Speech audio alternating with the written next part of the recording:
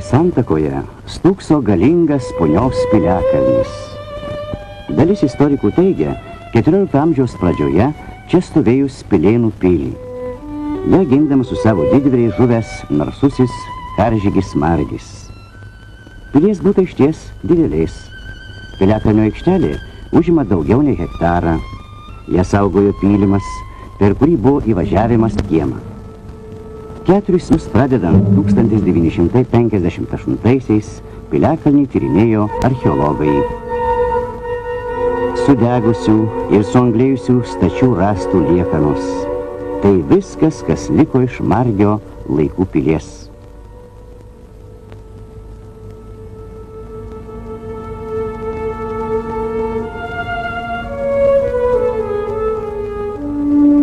XIV amžiaus pabaigoje Punia jau stambi gyvenvietė, o XVI amžiuje miestas dažnai gretinamas su Kaunu. Čia buvusi didžiojo Lietuvos kunigaikščio Vytauto žiemos rezidencija. Vėliau Punia tampa karališkojų dvarų. Piliakalnyje išaugo jo valdytojų rūmai. Jiems sudegus XVI amžiaus gale ir XVII pradžioje pastatyti nauji. Tuo metu Punią valdė didikai Goncepskiai.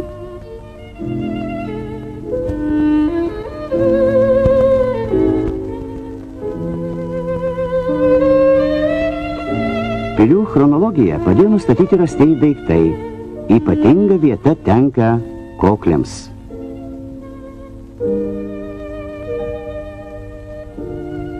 Rasta koklių su Goncepskių herbais.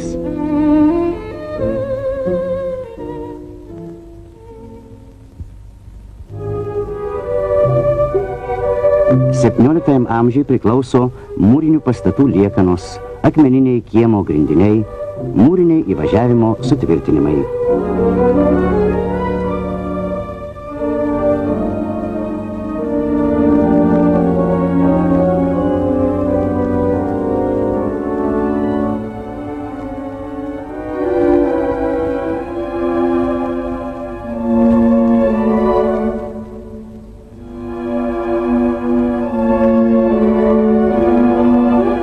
Įvažiavimas į pilies kiemą iškastas kampu. Taip saugojo pilį nuo tiesioginio patranko šūvio. Pilis nustojo gyvuoti XVII amžiaus gale po švedų antplūdžio. XVIII amžiaus vidurio plane greta bažnyčios pavaizduotos ir pilies liekanos. Tai būta gynybinio pastato, kurį saugojo pylimas su sargybos bokštu, grioviu, tiltu ir vartais.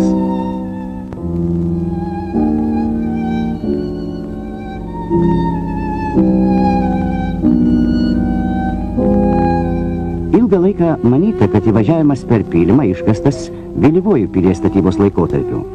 Papildomi tyrimai istorijos daktarė Reginai Kulikauskienei ir architektūros kandidatui Stasiui Mikulioniui leidžia spėti įvažiavimą čia buvus jau Margio laikais. Tik bokštai tada buvo mediniai, kaip ir visa pilis.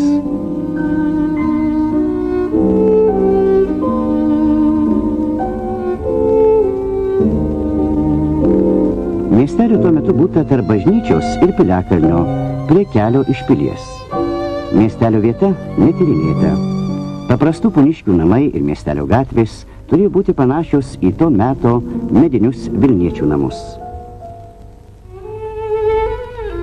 Sunykus piliai, sunyko ir miestelis.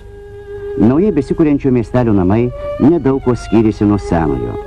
Kelis kart perstatyti, jie pasiekė mūsų dienas. Puniškiai šventai įsitikinę, kad Punia tai Pilėnai, o Pilėnai tai Margio piliakalnis. Beje, šio įsitikinimo archeologiniai tyrinėjimai nepaneigė.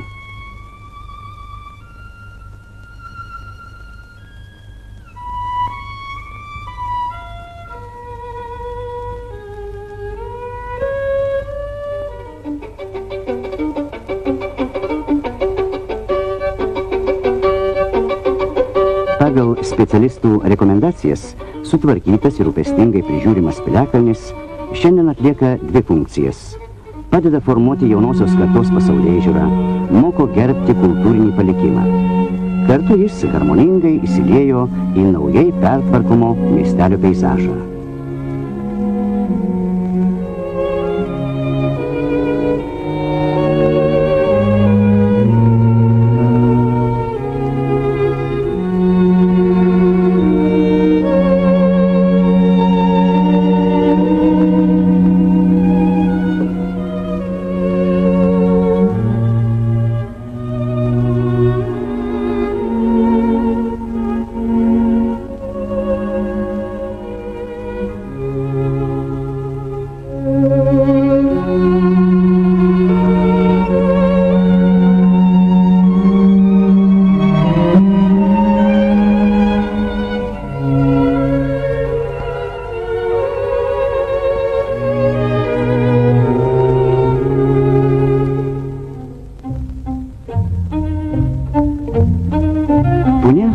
perspektyvi turistinė vietovė.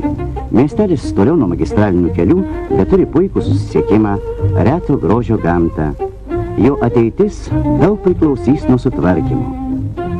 Dabar, kai per Lietuvą tarsi kryžiuoti žygiuoja baltą silikato mantiją apsigaubęs tipinis projektas, prie standartą neatsilaiko ir stipriausiai.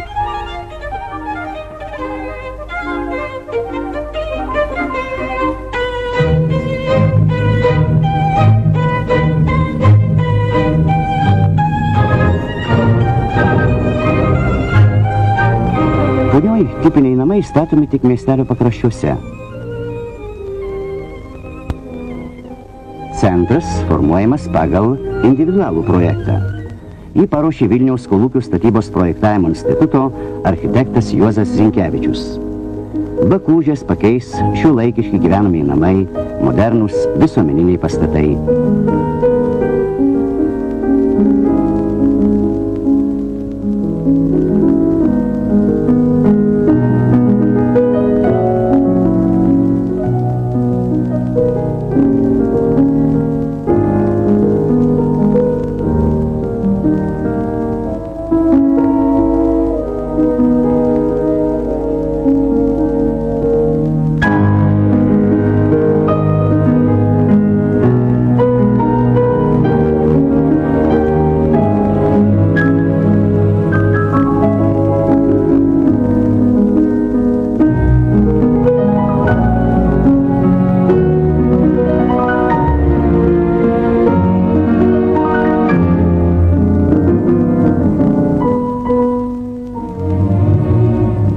Šie pastatai kol kas tik projektuose, o štai valgykla ir kavinė jau baigiama.